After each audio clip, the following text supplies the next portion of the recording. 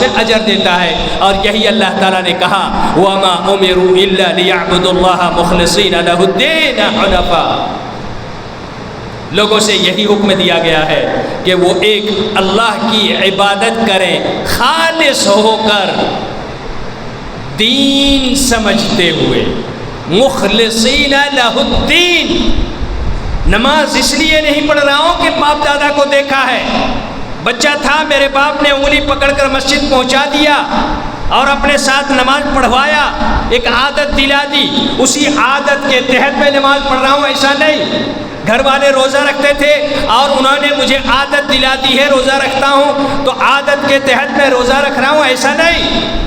بلکہ جو بھی کام میں کر رہا ہوں، عبادت کر رہا ہوں، وہ عادتاً نہیں بلکہ دین سمجھ کر کر رہا ہوں۔ مخلصین لہ الدین، دین سمجھتے ہوئے کرے۔ جب دین سمجھتے ہوئے کرے گا تو عادتیں بھی عبادت بن جائیں گی۔ جیسے بیوی کو ایک لقمہ کھلا دینا عبادت بن گیا جو کہ ایک عادت تھی۔ یہاں سے ایک چیز کا اور پتہ چلتا ہے، یعنی کچھ چیزیں ایسی ہیں جو عادتوں کو عبادت بنا دیتی ہیں، اور کچھ چیزیں ایسی ہیں جو عبادتوں کو بھی عادت بنا دیتی ہیں۔ ان کو جاننے کی ضرورت ہے، ان کو سمجھنے کی ضرورت ہے تاکہ ہمارے بیگ سے وہ ساری عبادتیں گر نہ جائیں۔ وہ چیزیں کیا ہیں؟ پہلے ہم یہ سمجھتے ہیں کہ عادت والی چیز کیا ہے۔ عادت میں سب سے پہلی چیز ہے ایک انسان دین سمجھ کر نہ کرے بلکہ معاشرے کے لیے کرے۔ اگر میں ایسا نہیں کروں گا تو لوگ کیا کہیں گے؟ روزہ نہیں رکھوں گا تو سارے لوگ محلے میں طعنہ ماریں گے کہ یہ روزہ نہیں رکھتا ہے، رمضان کا مہینہ ہے روزہ نہیں رکھتا ہے۔ تو وہ دین کے لیے روزہ نہیں رکھ رہا ہے، لوگوں کے لیے، محلے میں جو لوگ ہیں ان کو دکھانے کے لیے وہ روزہ رکھ رہا ہے۔ یہ عبادت کہاں سے ہے؟ یہ عبادت نہیں ہے، یہ تو عادت ہے۔ اگر کوئی نماز پڑھنے آتا ہے کہ سارے لوگ نماز پڑھنے جاتے ہیں، میں نہیں جاؤں گا تو لوگ کیا کہیں گے؟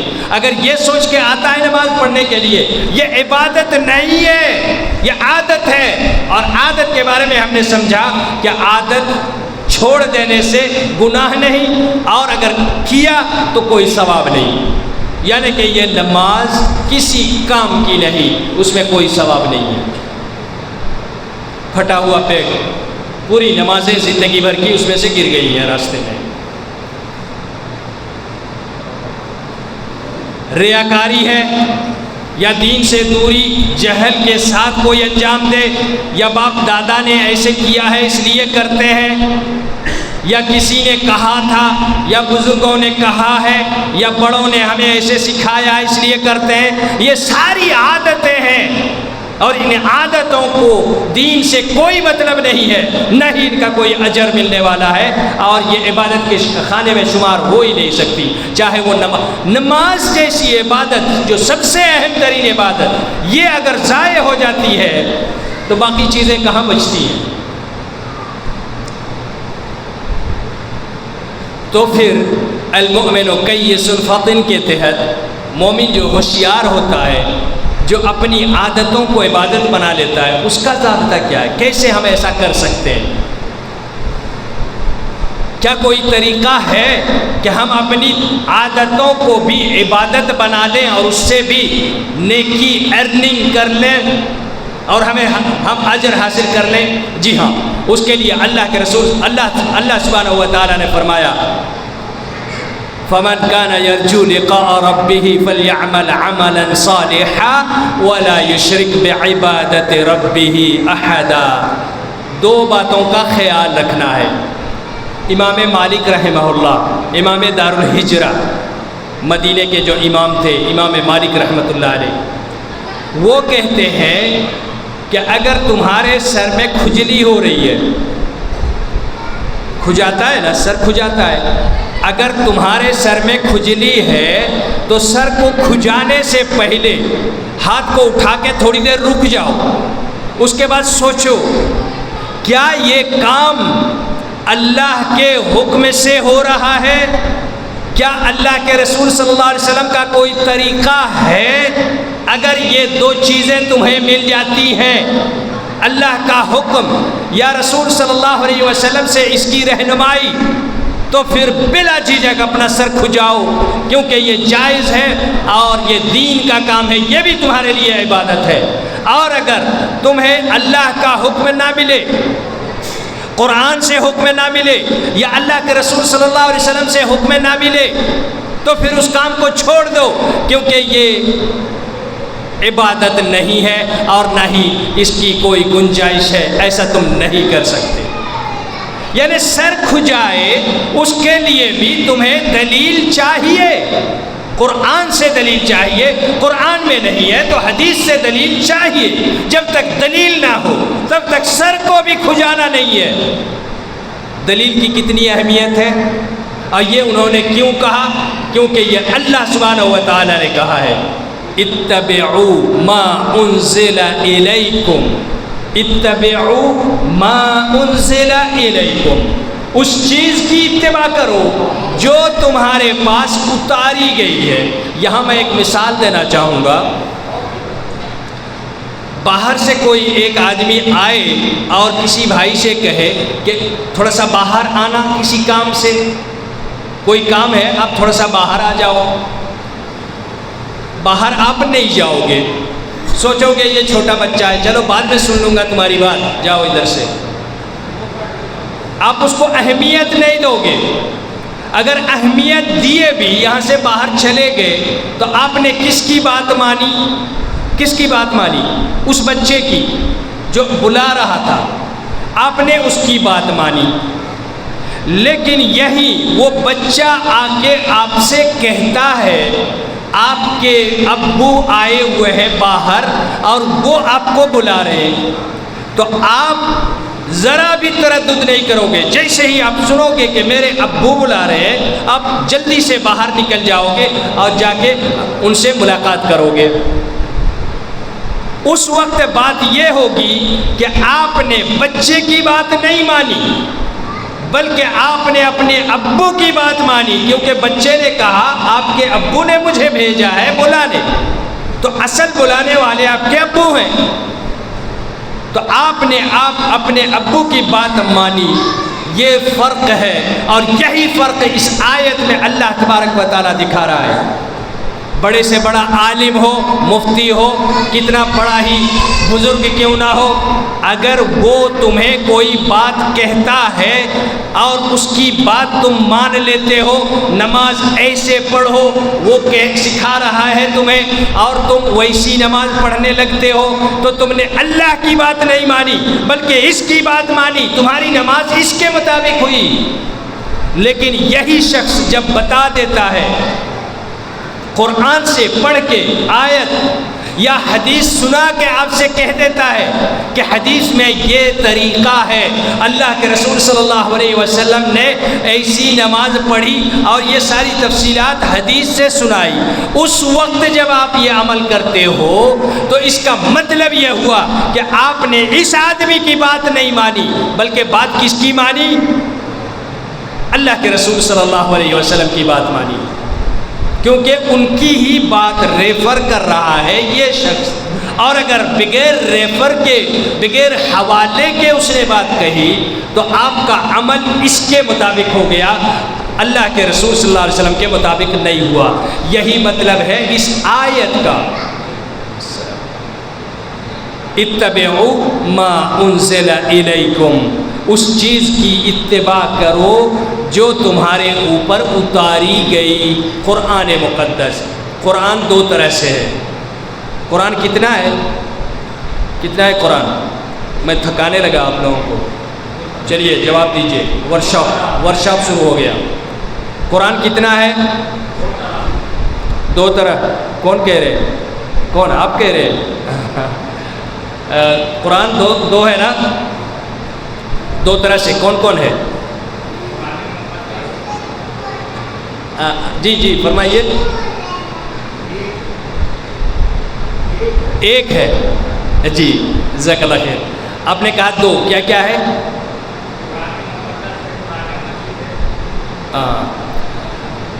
وہ ایک ہی ہے۔ قرآن جو ہے وہ قرآن ایک ہی ہے، جو اللہ کا کلام جس کو ہم نماز میں پڑھتے ہیں، لیکن وہ قرآن اصل میں دو طرح سے ہے۔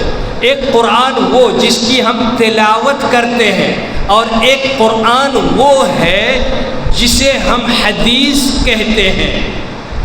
حدیث یہ قرآن ہی ہے اور یہ وحی ہی ہے، لیکن یہ جو قرآن ہے 30 پارہ، اس کے الفاظ بھی اللہ سبحانہ و تعالیٰ کے ہیں، الفاظ بھی اللہ کے ہیں، اور اسی لیے اس کو نماز میں پڑھا جاتا ہے۔ اور حدیث جو ہے وہ کانٹینٹ، جو موضوع ہے وہ اللہ کا ہے، لیکن الفاظ محمد رسول اللہ صلی اللہ علیہ وسلم کے ہیں۔ آپ کہیں گے یہ کیسی بات ہے؟ جی ہاں، وحی ہی ہے۔ اللہ تبارک تعالیٰ قرآن کہتا ہے وَمَا يَنطِقُ عَنِ الْهَوَىٰ إِنْ هُوَ إِلَّا وَحْيٌ يُوحَىٰ۔ اللہ کے رسول صلی اللہ علیہ وسلم اپنی طرف سے کبھی زبان نہیں کھولتے جب تک اللہ وحی کے ذریعے علم نہیں دیتا ہے۔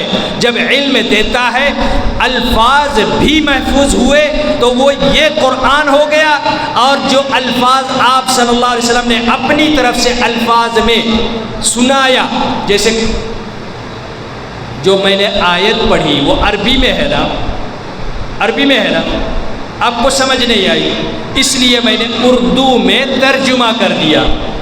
تو ترجمہ جو کیا یہ آیت نہیں ہے، لیکن موضوع تو وہی ہے نا۔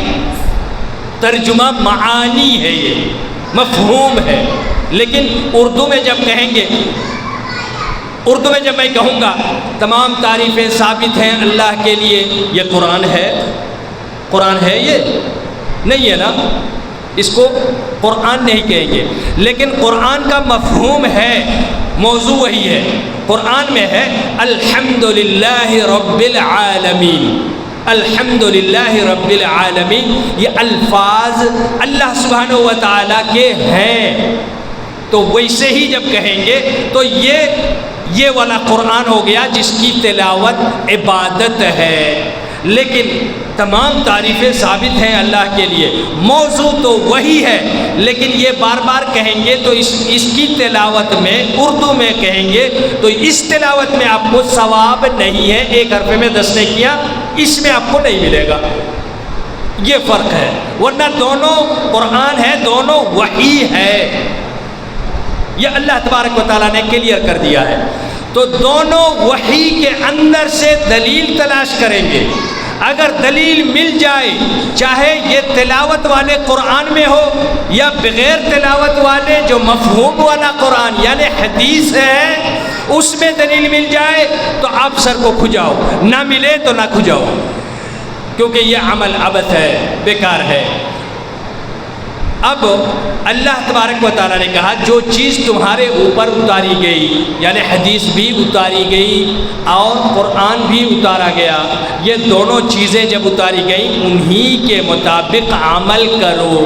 جب کوئی کہنے والا یہ بتا دے کہ قرآن جو تلاوت والا قرآن ہے اس میں یہ بات لکھی ہے ایسا کرو، اب آپ کرتے ہو تو آپ نے اس قرآن پر عمل کیا۔ جب وہ یہ کہے کہ جس میں جو تلاوت نہیں کی جاتی اس قرآن سے یہ بات یعنی حدیث سے یہ بات بتا رہا ہوں، تو آپ نے اگر عمل کیا تو حدیث پر عمل کیا، لیکن یہ دونوں ہی نہیں کہتا ہے، نہیں کہتا ہے۔ ایسے ہی مسئلہ مولوی صاحب کیا کروں میں، ایسا مسئلہ ہو گیا ہے، تو انہوں نے کہہ دیا ایسا ایسا ایسا کر لو، نہ تو قرآن کی جانب ریفر کیا نہ ہی حدیث کا حوالہ دیا۔ اب آپ عمل کرتے ہو تو اللہ کی بات آپ نے نہیں مانی، اللہ کی بات پر آپ کا عمل نہیں ہوا۔ کس کی بات پر عمل ہوا؟ جو بولنے والا ہے، اور یہ اللہ نہیں چاہتا ہے۔ کیا یہ اجر دے گا جس نے آپ سے کروایا بول کے کہ ایسا ایسا کر لو، کیا وہ اجر دے گا قیامت کے دن؟ نہیں دے گا، یہ عادت میں شمار ہو جائے گا۔ مولوی صاحب تھے، میں نے ان کی بات مان لی، سب لوگ مانتے تھے، میں نے بھی مولوی صاحب کی بات مان لی، تو یہ عادت بن گئی، عبادت نہیں رہ گئی۔ عبادت اس وقت ہوگی جب تلاوت والے قرآن پر عمل ہو یا حدیث پر عمل ہو، اس وقت یہ کیا بنے گا؟ ان دونوں میں فرق بھی ہے۔ اس قرآن کی تلاوت میں ایک حرف میں 10 نیکی، حدیث والے قرآن میں اس میں 10 نیکی نہیں ملے گی۔ نماز میں تلاوت اس قرآن سے پڑھنا ضروری ہے، سورہ فاتحہ پھر دوسری سورہ۔ اگر اس حدیث میں سے سورہ فاتحہ کے بعد کوئی حدیث پڑھیں گے نماز نہیں ہوگی، قرآن پڑھنا ہے۔ تو یہ فرق ہے۔ اسی طرح سے اس کی تلاوت جب تک بیٹھ کے کرو تو نیکیاں ہیں، حدیث کی تلاوت نہیں کی جائے گی۔ یہ کئی فرق ہے۔ اس کے الفاظ اللہ کے ہیں، حدیث کے الفاظ اللہ کے رسول صلی اللہ علیہ وسلم کے ہیں، تو یہ فرق ہے۔ یہ ایک الگ ٹاپک ہے۔ ہم واپس آتے ہیں عبادت کے لیے اللہ نے قرآن میں یہ بتایا اپنی عادتوں کو بھی عبادت بنا سکتے ہو۔ 2 چیزوں پر نظر رکھو، تمہاری عادت بھی عبادت بن جائے گی۔ وہ کیا ہے؟ ابھی ہم نے سنا بھوک لگی کھانا کھا لیا، یہ عادت ہے، ثواب نہیں ملا نہ گناہ ہوا، نہیں کھایا تو گناہ بھی نہیں اور کھا لیا تو کوئی ثواب بھی نہیں، عادت ہے۔ لیکن اس قانون کے تحت جو اللہ قرآن میں بتا رہا ہے، اس قانون کے تحت اگر ہم اس کو دیکھیں تو یہ کھانا عبادت بن جائے گا۔ کیسے؟ اللہ تبارک و تعالیٰ کہتا ہے فَمَنْ كَانَ يَرْجُو لِقَاءَ رَبِّهِ فَلْيَعْمَلْ عَمَلًا صَالِحًا۔ جو اللہ سے رضا اور خوشنودگی کے ساتھ ملنا چاہتا ہے اسے چاہیے کہ نیک عمل کرے، عمل صالح کرے۔ اور عمل صالح کون ہے؟ جو اللہ کے رسول صلی اللہ علیہ وسلم کی رہنمائی میں کیا جائے، اللہ کے رسول صلی اللہ علیہ وسلم کی رہنمائی میں کیا جائے۔ یعنی ہمیں دلیل چاہیے اللہ کے رسول صلی اللہ علیہ وسلم سے۔ اب ہم کھانے کے لیے دلیل ڈھونڈتے ہیں حدیث میں۔ اللہ کے رسول صلی اللہ علیہ وسلم کھاتے تھے؟ جب ان کو بھوک لگتی تھی کھاتے تھے یا نہیں کھاتے تھے؟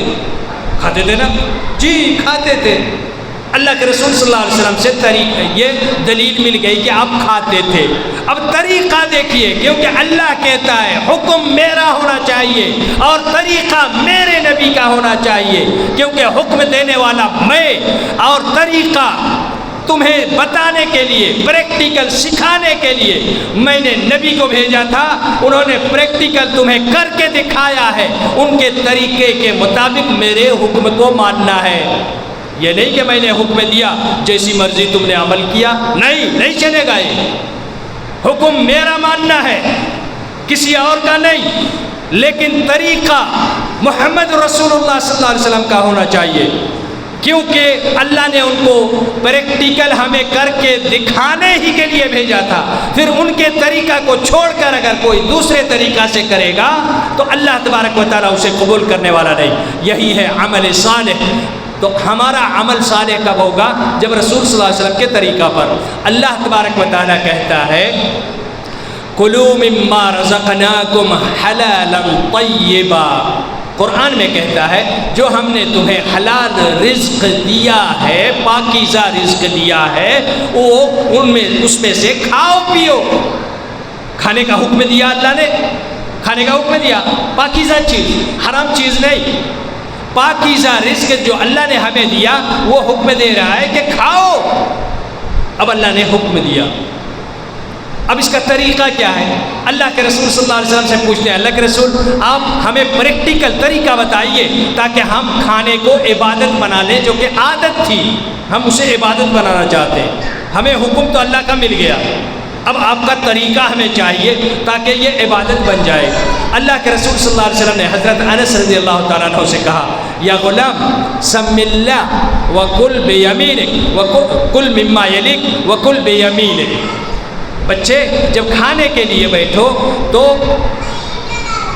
سب سے پہلے بسم اللہ کہو۔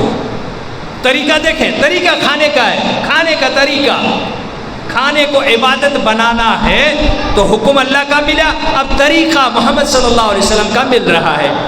فرمایا جب کھانے بیٹھو تو بسم اللہ کہو، سم اللہ، بسم اللہ کہو، وَكُلْ بِيَمِينِكَ، اور داہنے ہاتھ سے کھاؤ، بائیں ہاتھ سے نہ کھاؤ۔ دوسری حدیث میں ہے کہ بائیں ہاتھ سے شیطان کھاتا ہے، اللہ یہ کہ کوئی عذر ہو، کوئی زخم ہے، کوئی درد ہے، تکلیف ہے، کوئی مسئلہ ہے تو کوئی بات نہیں، لیکن اگر ایسے ہی کوئی بائیں ہاتھ سے کھاتا ہے تو یہ غلط ہے۔ दाहिने हाथ से खाना है। उसके बाद तीसरी चीज़ क्या है, अपने सामने से खाओ। बड़ा सा प्लेट है और उसमें चारों तरफ से लोग बैठे हैं खाने के लिए, अब दूसरे के पास से बोटी उठा के खा रहे हो, उसका खा गए, उसके सामने खाली कर दिया, ये तरीका नहीं है। अपने सामने से खाओ और सामने से खाते जाओ। इधर से ये बैठा है वो अपने सामने से खाए, दूसरे के हिस्से से चुन के और खाना नहीं चाहिए, अपने सामने से खाओ। 3 अदब इसमें आया। और एक और हदीस में अल्लाह के रसूल सल्लल्लाहु अलैहि वसल्लम ने अदब सिखाया, खड़े होके खाने पीने से। नहा रसूलुल्लाह सल्लल्लाहु अलैहि वसल्लम अनिल अक्ल व शुर्ब काइमन, खाने पीने से खड़े होकर खाने पीने से आप सल्लल्लाहु अलैहि वसल्लम ने मना फरमाया, यानी खड़ा होकर ना खाएं, बैठ के खाएं। 4 अदब हो गए। एक और हदीस में अल्लाह के रसूल सल्लल्लाहु अलैहि वसल्लम ने फरमाया, अल्लाह के रसूल सल्लल्लाहु अलैहि वसल्लम का अमल था कि जब खाते तो प्लेट को पूरी तरह से साफ करके और फिर उंगलियों को चाटते और पूरा साफ करके खाते थे। ये 5वां अदब हो गया। ये 5 अदब अगर खाने में कोई इस्तेमाल करता है, ये तरीक़ा हो गया अल्लाह के रसूल सल्लल्लाहु अलैहि वसल्लम का। और ये जो उंगलियां चाटने की बात है, अल्लाह के रसूल सल्लल्लाहु अलैहि वसल्लम फरमाते हैं कि अगर खुद अपनी उंगलियों को ना चाटे तो अपनी बीवी को उसके मुंह में डाल दे, वो उसकी उंगलियों को चाट के साफ कर दे। एक प्यार मोहब्बत भी है जी, ये अल्लाह के रसूल सल्लल्लाहु अलैहि वसल्लम ने फरमाया है। और एक बेहतरीन तरीका भी है, ये भी इबादत है जो अल्लाह के रसूल सल्लल्लाहु अलैहि वसल्लम ने किया, वो इबादत है। तो 5 सुन्नतें खाने में अदा हो रही हैं। जब बिस्मिल्लाह कहा इसका सवाब मिला, जब दाहिने हाथ से खाया इसका सवाब मिला, बैठ के खाया इसका सवाब मिला, उसके बाद अपने सामने से खाया इसका सवाब मिला, उसके बाद पूरे को साफ करके खाया इसका सवाब मिला, और खाने के बाद फिर दुआ पढ़ा 6ठी बार, ये खाने के बाद की दुआ, तो 6ठी बार सुन्नत अदा हुई। 6 सुन्नतें अदा हुई खाने में, सिर्फ खाने में 6 सुन्नतें अदा हुई, 6 सुन्नत का सवाब मिला। तो जिसमें सवाब मिले उसको क्या कहते हैं, क्या कहते हैं, इबादत। तो जो मुसलमान खाने में इन आदाब का ख्याल रखता है, वो अपनी आदतों को इबादत बना रहा है, वो चालाक है। लेकिन जो बंदा इन चीज़ों का ख्याल नहीं रखता, वो क्या करता है, अपनी इबादतों को भी फटे पेट से नीचे गिरा देता है। यहाँ हम आगे कुछ मसाइल बयान करने वाले हैं और वो मसाइल बड़े अहम हैं। यहाँ तक बात क्लियर हो गई। 2 बातें जो याद रखनी है आदत को इबादत बनाने के लिए, वो ये है कि अल्लाह के रसूल सल्लल्लाहु अलैहि वसल्लम के तरीक़े पर अल्लाह के हुक्म को अंजाम देना। हुक्म अल्लाह का, तरीक़ा नबी सल्लल्लाहु अलैहि वसल्लम का, इसके मुताबिक किसी भी आदत को अंजाम दें। बाल काटने गए हैं, दाहिने तरफ से काटना शुरू करें। अल्लाह के रसूल सल्लल्लाहु अलैहि वसल्लम दाहिने तरफ से बाल कटवाते थे।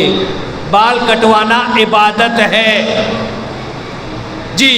नाखून तराश रहे, नाखून तराशने में दाहिने तरफ से शुरू करें, अल्लाह के रसूल सल्लल्लाहु अलैहि वसल्लम का अमल है।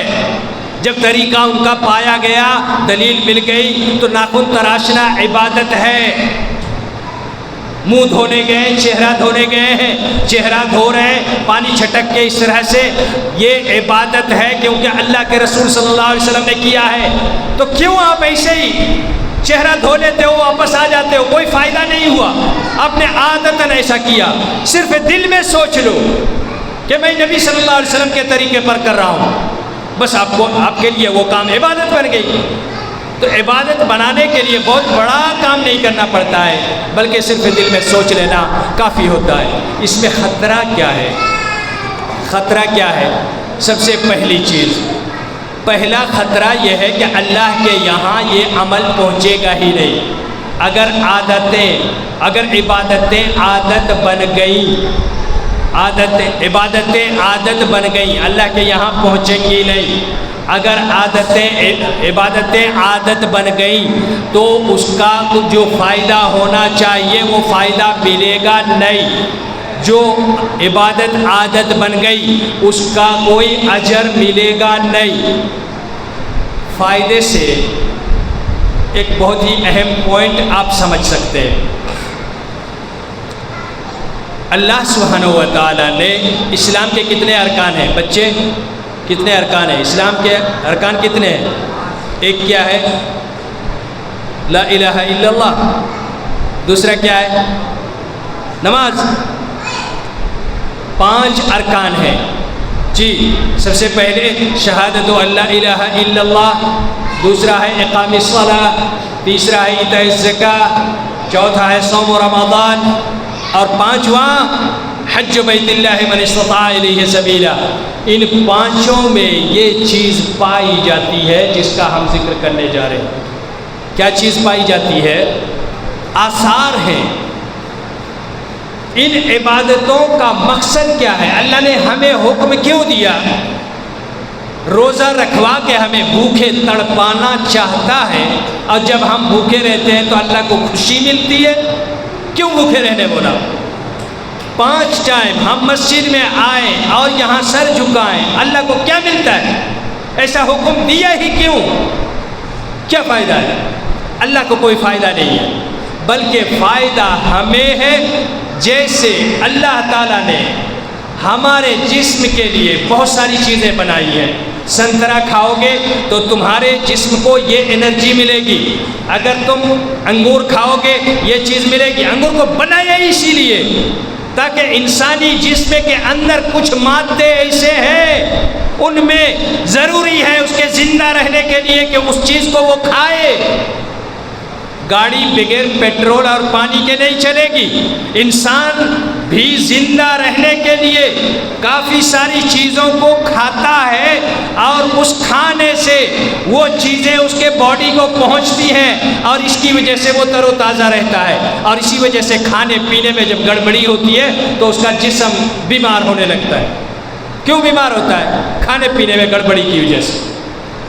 تو ایسے ہی اللہ تبارک و تعالیٰ نے، یہ تو باڈی ہے، باڈی اگر صرف پانی پی کے کوئی جینا چاہے جی نہیں سکتا، صرف چاول کھا کے اگر عمر گزارنا چاہے نہیں گزار سکتا، کیونکہ باقی کی جو چیزیں ہیں اس کے جسم میں کمی پڑ جائے گی اور اس کا زندہ رہنا مشکل ہو جائے گا۔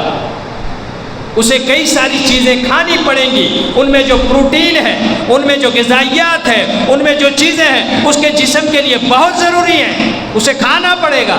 اگر نہیں کھائے گا تو کیپسول اور ٹیبلٹ اور انجیکشن کے ذریعے وہ چیزیں ڈالنی پڑے گی، تب وہ زندہ رہ سکتا ہے، اور وہی چیزیں ڈالی جاتی ہیں کیپسول اور انجیکشن کے ذریعے سے۔ تو یہ تو باڈی کے لیے ہے۔ باڈی جب بیمار ہوا یا کچھ بھی ہوا تو اس کو پھلوں سے، جوس سے یا انجیکشن سے، دواؤں سے ہم نے باڈی کو ریکور کر لیا۔ لیکن آتما جو بیمار ہوئی، آتما، اسے ہم نے وہ چیزیں نہیں کھلائی جو چیزیں اس کے کھانے کے لیے ضروری ہیں۔ اگر اسے ہم نہیں کھلائیں گے تو آتما بھی باڈی کی طرح سے بیمار ہوگی، ہمارا نفس، ہماری روح بیمار ہوگی، اور پھر ایک دن آئے گا کہ وہ مر جائے گی۔ اور جب وہ مر جائے گی، اللہ کے رسول صلی اللہ علیہ وسلم فرماتے ہیں لا يعرف معروفا ولا ينکر منکرا، اس دن اس کے اندر سے بھلائی اور برائی کا فرق ختم ہو جائے گا۔ کسی نے شراب پی لیا، ٹھیک ہے، نہیں پیا ٹھیک ہے، نماز پڑھا ٹھیک ہے، نہیں پڑھا ٹھیک ہے، کوئی فرق نہیں پڑتا ہے اس کو۔ لا يعرف معروفا ولا ينکر منکرا، نہ بھلائی کے کسی کام سے اسے خوشی ہوتی ہے، نہ برائی سے اسے کوئی تکلیف ہوتی ہے، دونوں چیزیں اس کے لیے برابر ہو جاتی ہیں۔ یہی مطلب ہے کہ اس کی آتما مر چکی ہے، اس کی روح مر چکی ہے، اسے جو غذا ملنی چاہیے اس نے دیا نہیں، اور جب بیمار ہوئی آتما تو اس نے انجیکشن اور کیپسول کے ذریعے وہ پروٹین، وہ غذائیات اور وہ ساری چیزیں جو ملنی چاہیے اس نے ڈالا نہیں۔ اللہ تبارک و تعالیٰ نے باڈی کے لیے سنترے، انگور، سیب اور یہ وہ چیزیں رکھا ہے، اس سے پروٹین حاصل کرتا ہے جسم اور زندہ رہتا ہے۔ لیکن آتما کے لیے 5 چیزیں ہیں، 5 چیزیں ہیں، اللہ تبارک و تعالیٰ نے بڑے اہم انداز میں 5 چیزوں کا ذکر کیا، اور باقی بہت ساری چیزیں ہیں، لیکن ان 5 چیزوں کے بغیر آتما مر جائے گی۔ یہ چیزیں اس کی خوراک ہے، کھانا پانی ہے۔ شہادت ان لا الہ الا اللہ واقام الصلاۃ وایتاء الزکاۃ وصوم رمضان وحج بیت اللہ من استطاع الیہ سبیلا۔ جب تک شہادہ لا الہ الا اللہ، اللہ کے سوا کوئی حقیقی معبود نہیں، اس کی گواہی نہیں دے گا، تب تک اس کی آتما بیمار رہے گی، اسے سکون نہیں ملے گا، چین نہیں ملے گا۔ جس دن اسے مان لے گا، اللہ تبارک و تعالیٰ کو مان لے گا، اس کی وحدانیت کا قائل ہو جائے گا، اس دن اسے سکون مل جائے گا۔ باڈی اگر بیمار بھی ہے وہ سکون میں ہے، آرام سے ہے، کیونکہ آتما سکون میں ہے۔ اور یہ اللہ تبارک و تعالیٰ کہتا ہے الا بذکر اللہ تطمئن القلوب، اللہ کے ذکر میں دلوں کو طمانینت ہے، سکون ہے، اطمینان ہے۔ شراب میں نہیں، الکوہل اور وسکی میں آتما کو شانتی نہیں ہے۔ آتما کی شانتی چاہیے سگریٹ میں نہیں ہے۔ آتما کی شانتی کہیں پارٹی میں چلے گئے، آؤٹ گوئنگ کی لانگ ڈرائیو پر چلے گئے، اس میں آتما کی شانتی نہیں ہے۔ آتما کی شانتی چاہیے تو ان 5 چیزوں میں ہے، اور سب سے پہلی چیز ہے شہادت ان لا الہ الا اللہ، اور وہ اس لیے کہ آتما کو انسان بناتا ہے۔ بری آتما اور اچھی آتما، 2 آتما ہوتی ہے نا، 2 آتما ہوتی ہے کہ کتنی آتما ہوتی ہے؟ 2۔ اللہ نے 3 آتما کہی ہے، نفس مطمئنہ، نفس لوامہ اور نفس امارہ۔ 3 آتما ہوتی ہے۔ نفس امارہ جس کو ہم کہتے ہیں بری آتما، میری آتما بری بن گئی، اتنی بری بن گئی کہ جب بھی دل کرتا ہے، یہ جو دل کرتا ہے وہی اسی کا کام ہے، آتما ہی کا کام ہے، وہ کھینچتی ہے برائی کی طرف۔ وَإِنَّ النَّفْسَ لَأَمَّارَةٌ بِالسُّوءِ، اللہ تبارک و تعالیٰ کہتا ہے جس نے اپنے نفس کو بری آتما بنا لیا، اپنی آتما کو بری آتما بنا لیا، اس کی آتما ہمیشہ برائی کی طرف کھینچتی رہے گی، گھسیٹ کے لے کے جائے گی۔ چلو جوا کھیلنے کے لیے، چلو ناچ گانے باجے میں شریک ہوں گے، شراب و کباب میں لے جائے گی، اور نہ جانے کہاں کہاں برائیوں کی طرف گھسیٹ کے لے کے جائے گی۔ وَإِنَّ النَّفْسَ لَأَمَّارَةٌ بِالسُّوءِ، وجہ کیا ہے؟ اس نے اپنی آتما کو خراب کر لیا ہے، اس نے وہ چیزیں نہیں کھلائی، عادت بنا لی ہے۔ یہ ہے عادت اور عبادت میرے بھائی۔ اب اس آتما کی کیا کہنا جو بری آتما بن چکی ہے، نفس امارہ، اس کے بعد نفس لوامہ، اس سے تھوڑی اچھی آتما وہ ہے جو برائی کرنے کے بعد، برائی تو کر رہا ہے، شراب پی رہا ہے، جب اس کا نشہ اترا تو اسے افسوس ہوتا ہے، میں نے غلط کر دیا، نہیں پینا چاہیے تھا، یہ غلط بات ہے۔ کسی کو گالی دے دی، بعد میں افسوس کرتا ہے، نہیں مجھے گالی نہیں دینا چاہیے، یعنی یہ ملامت کرتا ہے، اس کی آتما اس کو ملامت کرتی ہے، تم نے غلط کیا، کیوں شراب پیا، بعد میں اسے ملامت کرتی ہے، کیوں گالی بکا، کیوں اس کو تکلیف دی، کیوں اس کے ساتھ مار کٹائی کیا، کیوں اس کو ایسا، یعنی اس کو ملامت کرتی ہے۔ وہ آتما برائی تو کر رہا ہے لیکن اس کو ملامت کرتی ہے، تو یہ نفس لوامہ ہے۔ اور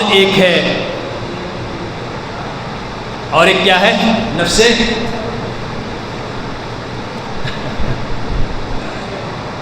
مطمئنہ، نفس مطمئنہ، یہ کون ہے؟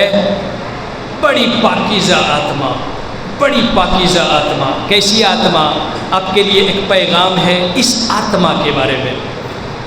یہ جو پاکیزہ آتما ہے اللہ کے ذکر سے معمور ہے، یہ 5 چیزیں اس کے اندر فل 100% اس کے اندر موجود ہے، اور دیگر اذکار میں بھی وہ بالکل 100% بالکل فل ہے۔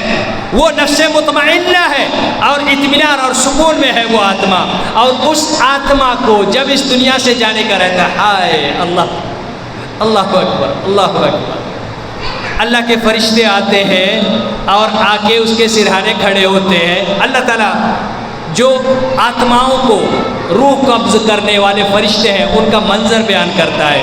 فرشتے آتے ہیں بری آتما والے کے پاس اور وہاں کھڑے ہو کے وہ کھینچ کے نکالتے ہیں اس کی آتما کو.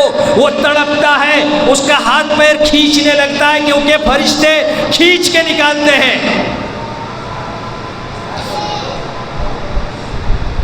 اس کی آتما کو کھینچ کے نکال رہے ہوتے ہیں, اس لیے وہ تڑپ رہا ہوتا ہے, ہاتھ پیر کھینچتا ہے, بڑی پریشانیوں میں ہوتا ہے.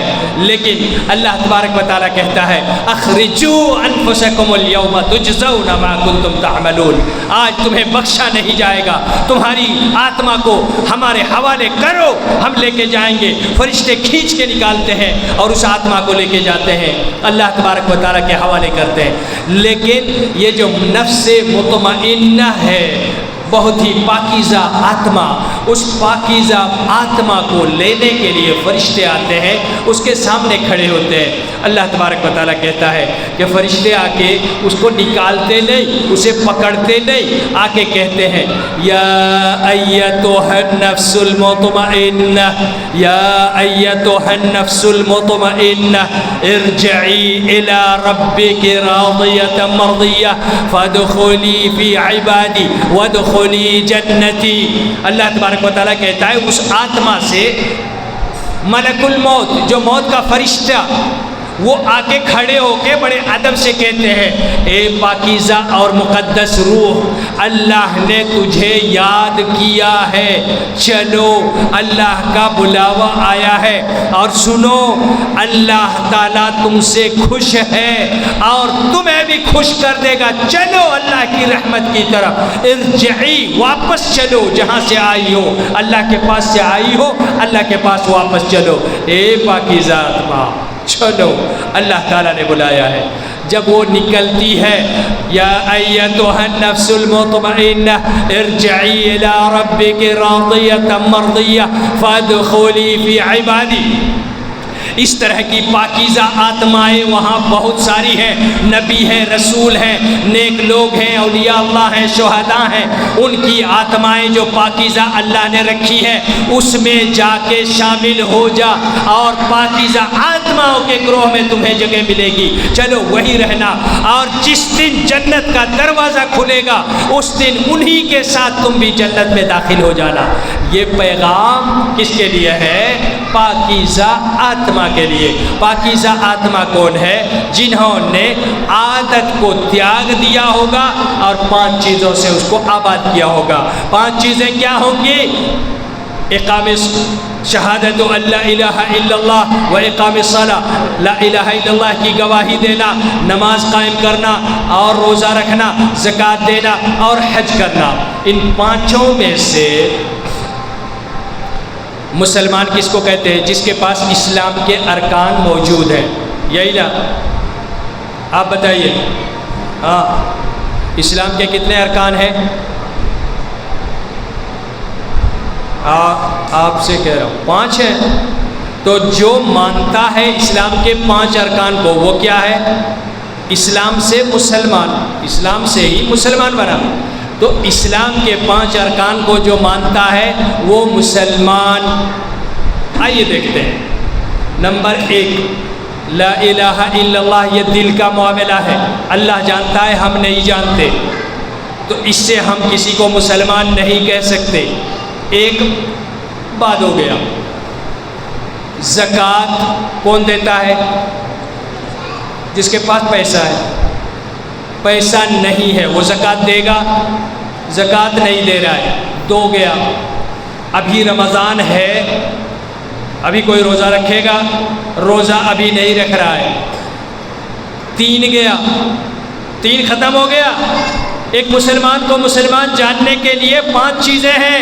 لا الہ الا اللہ دل کا معاملہ ہے, یا اللہ ہی بہتر جانتا ہے دل سے کہہ رہا ہے کہ زبان سے کہہ رہا ہے, اس لیے ہم نہیں کہہ سکتے. دوسرا, زکوٰۃ نہیں دے رہا ہے کیونکہ پیسہ نہیں ہے. روزہ اس لیے نہیں رکھ رہا ہے کہ ابھی رمضان کا مہینہ نہیں ہے. 3 ختم ہو گیا, باقی 2 بچے. حج ہے نا ایک, پیسہ زکوٰۃ کے لیے پیسہ نہیں ہے تو حج کے لیے کیسے جائے گا؟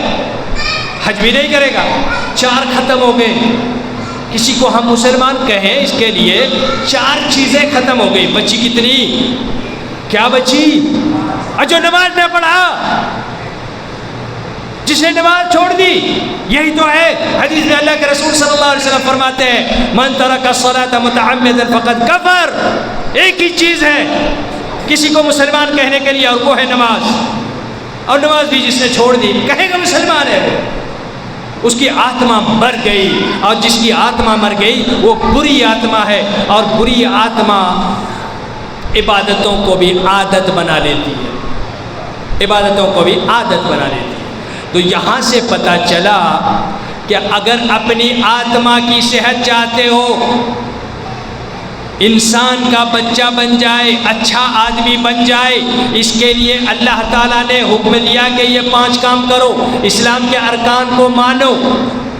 اسلام کے ارکان کو ماننا ہے اگر اپنی خیر اور سلامتی. یہ آتما کی غذا ہے، آتما اور روح کی غذا ہے، اس کے بغیر آتما مر جائے گی. تو اس لیے اللہ تعالیٰ نے عبادت کرنے کا حکم دیا. اب آئیے یہاں ہم جانتے ہیں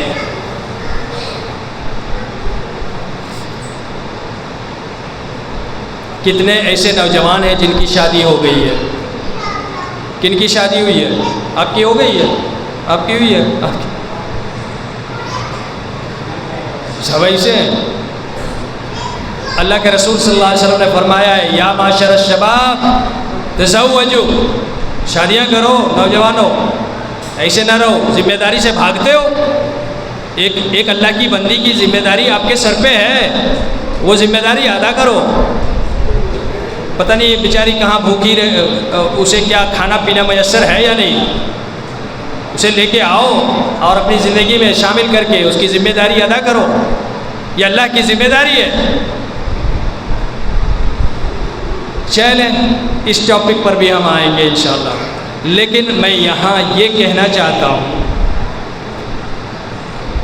ایک انسان یعنی عادت اگر بن جائے تو ہوتا کیا ہے؟ اللہ تبارک و تعالی نماز میں یہ کہتا ہے، نماز میں ان الصلاۃ تنہا عن الفحشاء والمنکر، نماز بے حیائیوں سے روکے گی، گندگیوں سے روکے گی اور گناہوں سے روکے گی.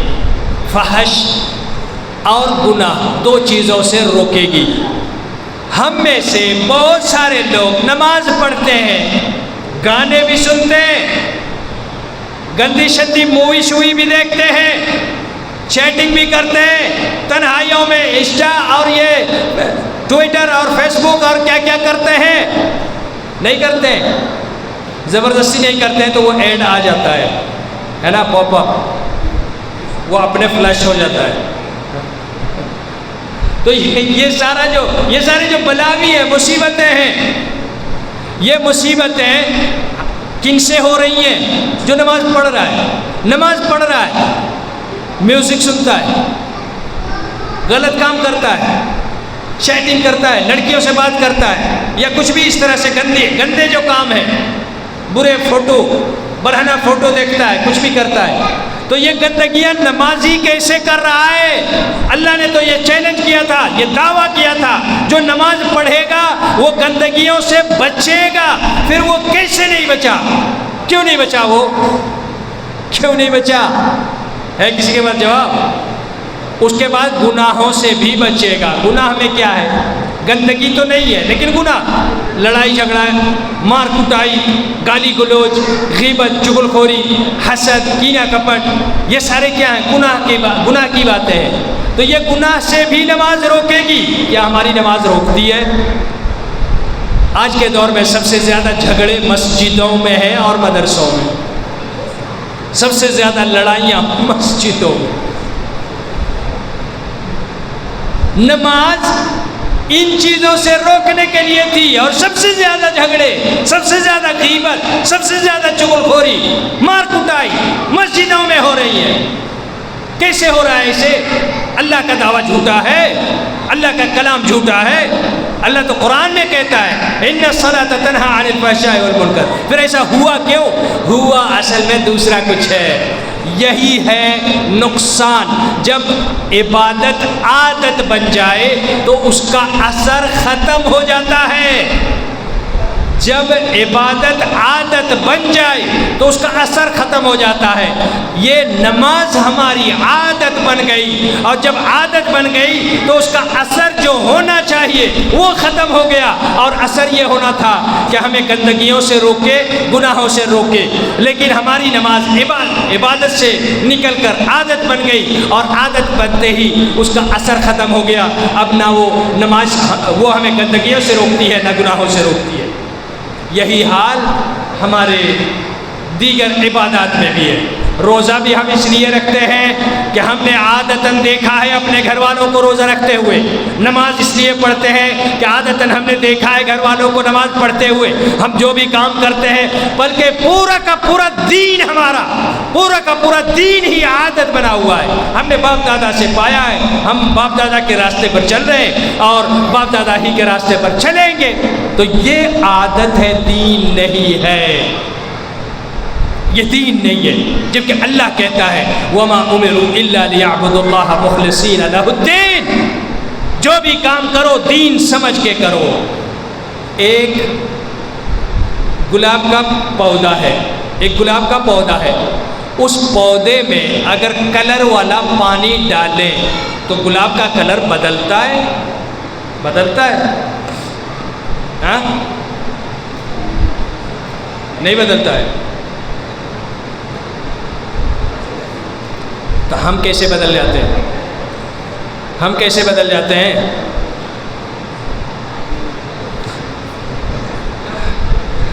اللہ تبارک و تعالیٰ کا جو رنگ ہے بڑا چوکھا رنگ ہے.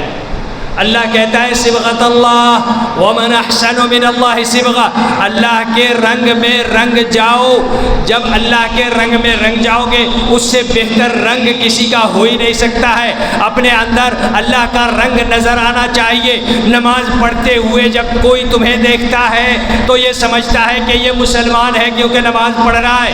روزہ رکھتے ہوئے دیکھتا ہے تو سمجھتا ہے کہ یہ روزہ دار ہے یعنی مسلمان ہے. جب تم کھیتوں میں ہو، ہل چلا رہے ہو، تو ہل چلاتے ہوئے بھی تمہیں دیکھ کر، تمہارے طور طریقے کو دیکھ کر ایک انسان کو سمجھ آنا چاہیے کہ یہ مسلمان ہے، اس کے ہل چلانے کا طریقہ ایسا ہے.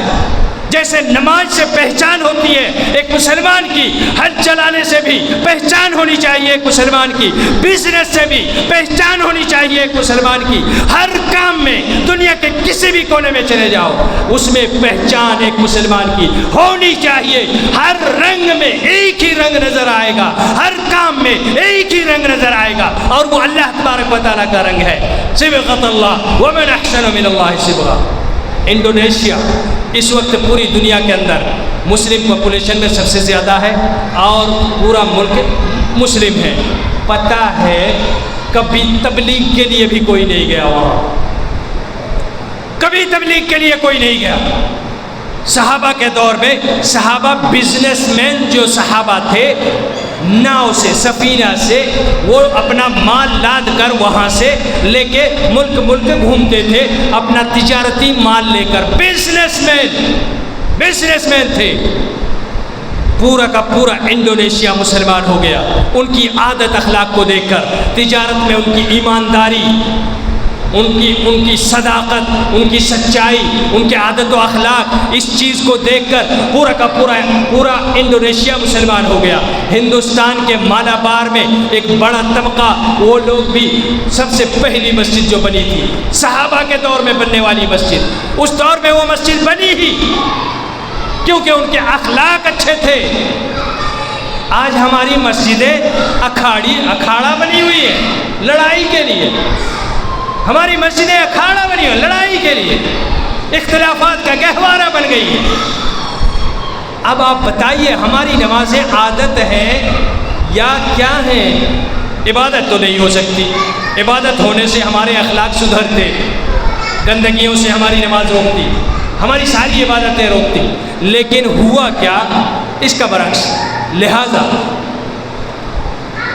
یہ ماننا پڑے گا کہ ایک انسان کو، ایک مسلمان کو جیسے نماز پڑھتے ہوئے مسلمان سمجھا جاتا ہے، اس کے طریقے سے کھانا کھا رہا ہے تو بھی دیکھ کے سمجھا جا سکتا ہے یہ مسلمان ہے. اس کا طریقہ دین اسلام والا ہے، رنگ اللہ کا ہے.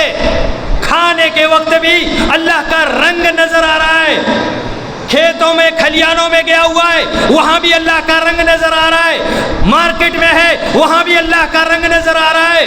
بزنس میں ہے, وہاں بھی اللہ کا رنگ نظر آ رہا ہے. مسلمان کسی بھی جگہ ہے, حتیٰ کہ اگر پارلیمنٹ میں ہے, وہاں بھی نظر آنا چاہیے. یہ نہیں کہ وہاں کھڑے ہو کے اذان دو تبھی مسلمان ہو. ایک انسان اپنے اخلاق سے, کیریکٹر سے, اپنی بہت ساری ایسی چیزیں, اللہ تبارک و تعالیٰ کا اس کے اندر رنگ ہونا چاہیے, اس رنگ سے پہچانا جانا چاہیے.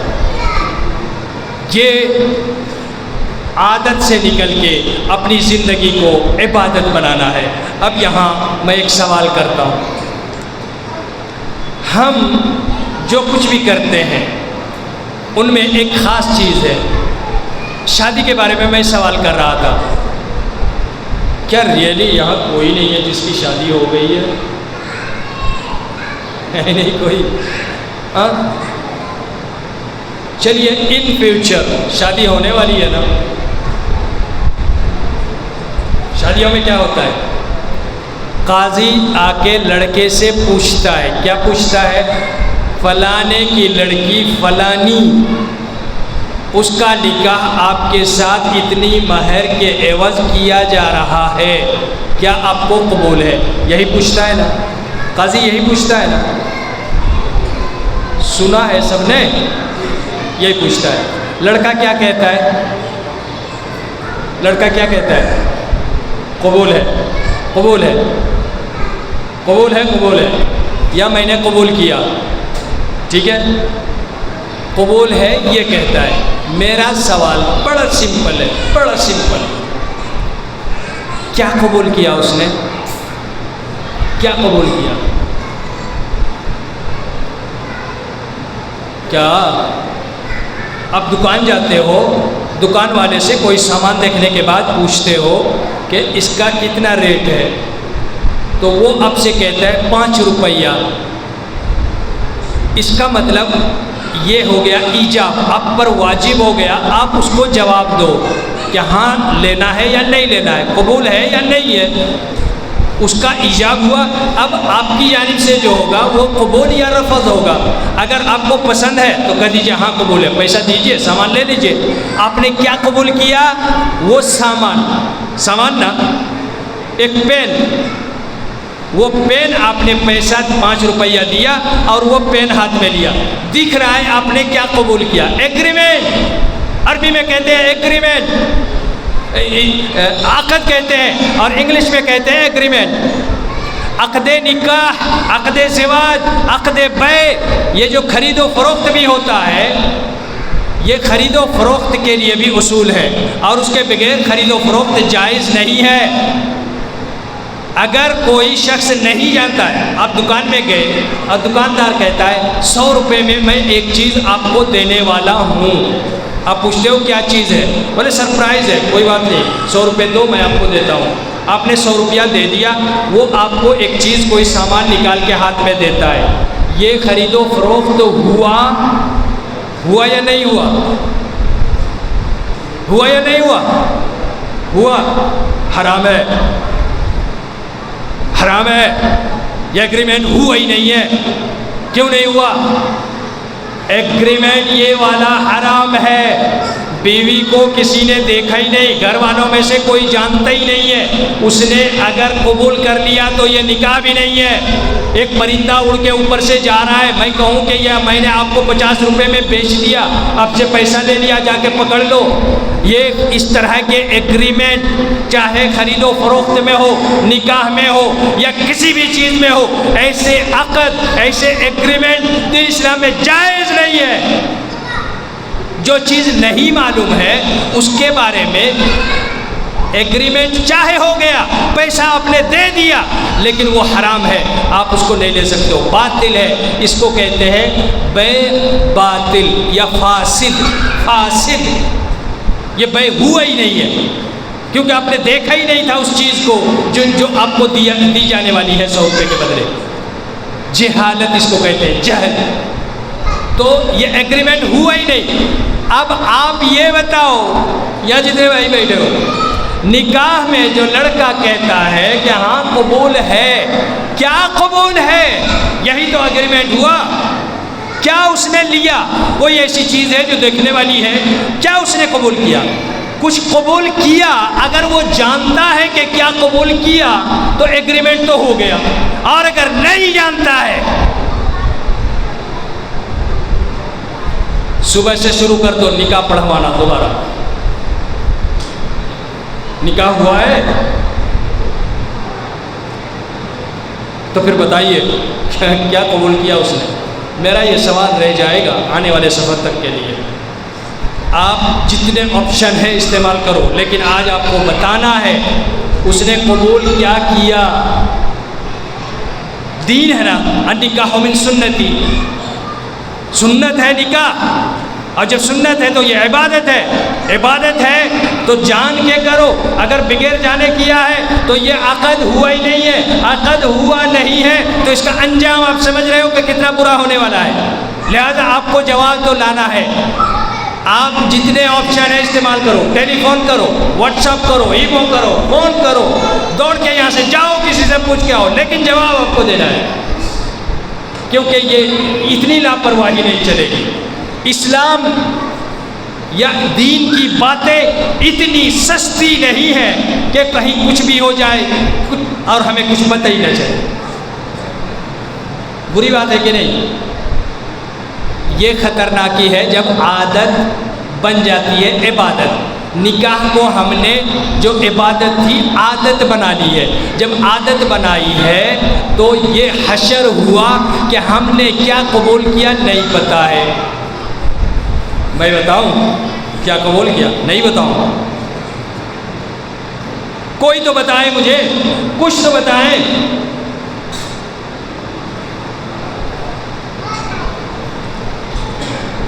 نہیں بتائیں. بچے کیا قبول کرتا ہے؟ دلہا جب کہتا ہے ہاں میں نے قبول کیا، کیا قبول کیا؟ جی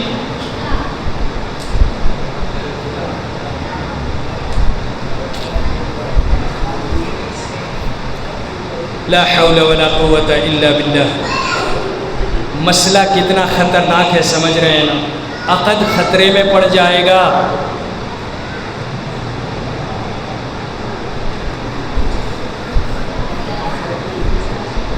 النکاح من سنتی، اللہ کے رسول صلی اللہ علیہ وسلم نے فرمایا نکاح میری سنت ہے. جب یہ سنت ہے، اس سنت کو ادا کرنے کے لیے ہمارا بچہ پورے خاندان کی ناک کٹوا دیتا ہے اور گھر سے کسی لڑکی کو لے کے بھاگ جاتا ہے.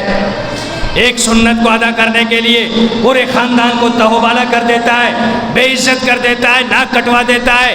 ایک سنت، اور کتنے فرائض اس سے چھوٹ رہے ہیں. ان فرضوں پر اس کی کوئی نظر نہیں ہے، واجبات پر نظر نہیں ہے. ایک سنت کو ادا کرنے کے لیے اپنا ولی لڑکا ہوتا ہے، ماں باپ کو اگنور کر کے کسی لڑکی کو لے کے بھاگ گیا. کیوں ایسا کرتا ہے؟ خاص طور سے اگر وہ غیر مسلم لڑکی ہے. میرے بھائی، مسلم ہو یا غیر مسلم ہو، لڑکی لڑکی ہوتی ہے. غیر مسلم ہی صحیح، اس کے ماں باپ کے دل پر کیا گزرتی ہے سمجھ رہے ہو؟ سوچتے ہو کتنی اسے تکلیف ہوتی ہے؟ اور اگر مسلم ہے تو اسے بھی تکلیف ہوتی ہے، غیر مسلم ہے اسے بھی تکلیف ہوتی ہے. اس تکلیف کو تم سوچ بھی نہیں سکتے. ٹھیک ہے، تمہیں اگر کوئی لڑکی پسند ہے، اللہ تبارک و تعالیٰ اسے برا نہیں کہتا. اگر تمہیں پسند ہے، اللہ کہتا ہے کہ اپنے گھر والوں کو بھیجو اور رشتے کی بات کرو. وَلَكِنْ لَا تُوَعِدُوهُنَّ سِرًّا، پرومس نہیں فلاں جگہ ملیں گے.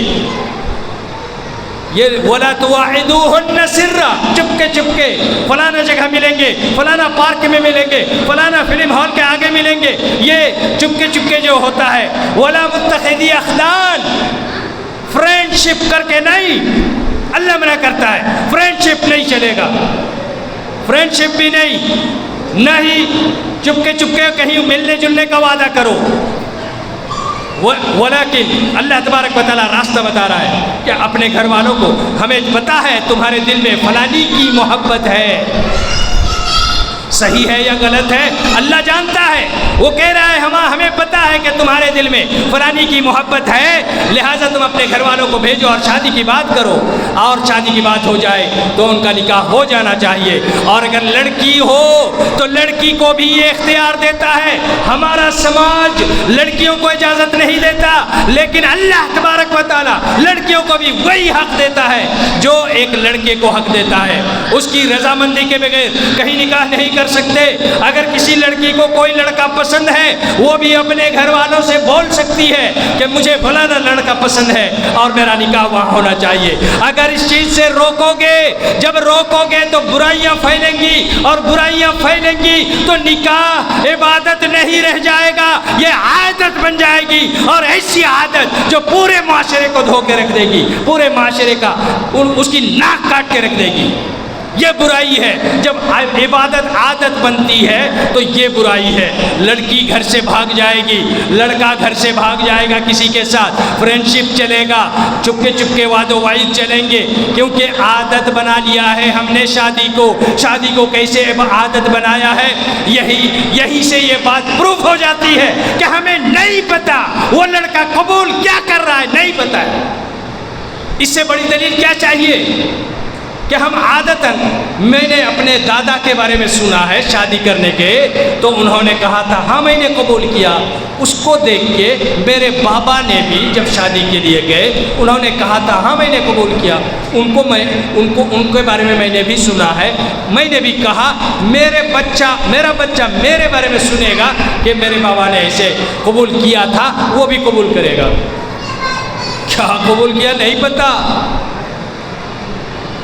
یہ تماشا ہے، عبادت نہیں ہے، تماشا ہے یہ. اور ایسے تماشے جب ہوں گے تو یہ پنجہ بن کے چھپے گا امت کے چہرے پر، اور چھپ رہا ہے ہر روز کہیں نہ کہیں کوئی نہ کوئی اس طرح کے واقعات اور حادثات جو پوری بے راہ روی کی دلیلیں ہیں. کیوں ایسا ہو رہا ہے؟ کیونکہ ہم دین کو صرف ایک محض تماشا سمجھ رہے ہیں. دین کو سمجھنے کی کوشش نہیں کی، نہ ہی عبادتوں کو سمجھنے کی کوشش کی ہے. ایک باپ ہے، اگر باپ کے لیے کوئی کام کرو، جو شادی شدہ لوگ ہیں انہیں پتہ ہوگا، کتنی بھی بچنے کی کوشش کرو، اگر صرف فون کر کے سسرال میں خبر خیریت ہی پوچھ لیا، ماں باپ چڑ جاتے ہیں، تانے مارنے لگتے ہیں. بیٹا بڑا ہو گیا ہے، اب تو یہ سسرال کا ہی ہو گیا، اس کے لیے ساس سسر ہی اہم ہے، ہماری کیا حیثیت رہ گئی. تانے مارتے ہیں. وجہ کیا ہے؟ انہیں بھی یہ سوچنا ہوگا اللہ تبارک و تعالیٰ کے ساتھ وہی کیا جا رہا ہے جو اس واقعہ میں ہو رہا ہے.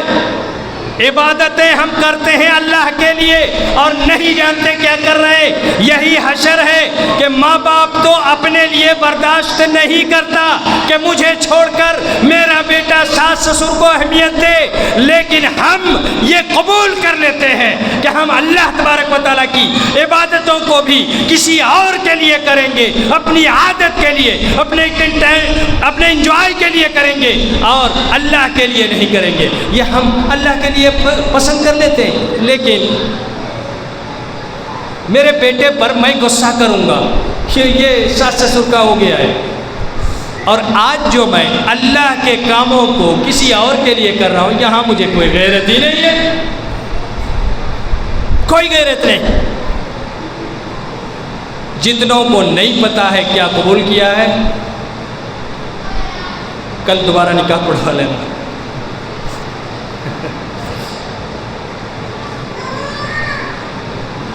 میرے بھائیوں، جب ایک دلہا کہتا ہے میں نے قبول کیا، دیکھیں عادت کیسے بنتی ہے. عبادت کو کیسے ہم عادت بناتے ہیں، اسی کی مثال ہے یہ. ایک دلہا جب وہ کہتا ہے میں نے قبول کیا، فرسٹ میں سب سے پہلے 3 چیزیں ہیں جو وہ قبول کر رہا ہے: روٹی، کپڑا اور مکان. کتنے ہوئے؟ روٹی، کپڑا اور مکان. وہ کہہ رہا ہے ہاں میں نے قبول کیا، اس لڑکی کو زندگی بھر کھلانے پلانے کی ذمہ داری میں نے قبول کی. اس لڑکی کو زندگی بھر پہنانے اڑھانے یا جو بھی اس کی زندگی میں علاج وغیرہ کے خرچ آئیں گے ہر خرچ کو اٹھانے کی ذمہ داری میں نے قبول کی۔ تیسرا، اس لڑکی کے لیے کو رہنے کے لیے چھت یا جگہ دوں گا، میں رہنے کے لیے میں جگہ دوں گا، تو یہ ذمہ داری میں نے قبول کی۔ یہ 3 ہو گئی اور 2 ذمہ داریاں اس سے اور جڑ جاتی ہیں، اور یہ ذمہ داری اللہ تبارک و تعالیٰ 7 آسمانوں کے اوپر عرش سے یہ ذمہ داری عائد کرتا ہے، اور یہ ہمارے سنویدھان کے اندر بنیادی مول دھاراؤں میں یہ موجود ہے۔ بلکہ 3 چیزیں ہیں۔ نمبر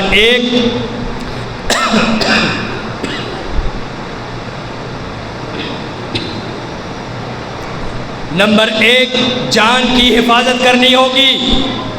باپ کے گھر سے اٹھا کے لے کے جا رہے ہو، یہ مرنا نہیں چاہیے کسی سبب سے، جو فطری موت ہے، نیچرل جو موت ہے وہ تو موت ہے، لیکن کسی وجہ سے یہ خود کو مارے یا زہر پی لے یا تم اسے جلا کے مارو یا سلنڈر پھٹ جائے وہاں اسے مار ڈالو، چھت کے اوپر لے جاؤ وہاں سے ڈھکیل دو، یا یہ بھوک ہڑتال کرے، اسٹرائک کرے، تو تم مجھے میک اپ کے سامان لا کے نہیں دیتے ہو اس لیے وہ بھوک ہڑتال کرے، بھوک سے وہ مر جائے۔